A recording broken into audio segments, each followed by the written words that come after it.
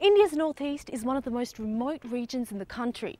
It's because of this geographical distance that this region is also culturally, linguistically and ethnically very different to the rest of India.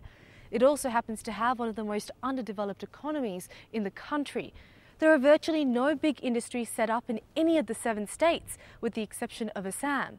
So for example, everything you'd find in the city behind me, from cars to stationery, would have been manufactured outside and brought in. Another big issue that faces this region is that of militancy. Now, to talk to me a little bit more about this subject, I'm joined now by Dr. Sanjeeb Kakoty, Professor at the Indian Institute of Management and a notable voice on the issue. Now, Dr. Kakoty, let me begin by asking you, why has this region missed out on economic development while the rest of India has been booming?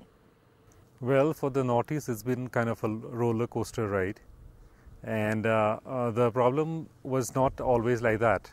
A lot of money has been pumped into the region, and that money has been spent basically on salaries, on just buying stuff, like you were saying. No great manufacturing industries have been set up. So what has happened is not much of the money has gone into infrastructure development. Communication still is woefully inadequate. Many of the states are not covered by railways. There are not enough airports there. Road communication is in a mess.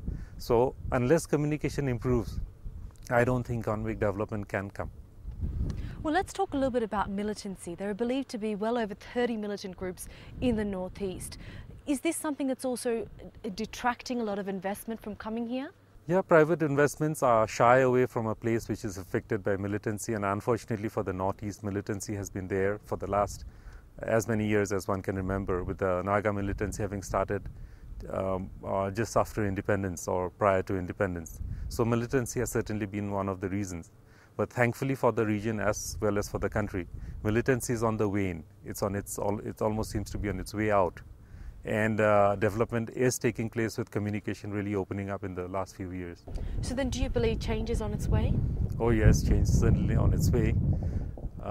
Communication has opened up. The Guwahati airport has become an international airport.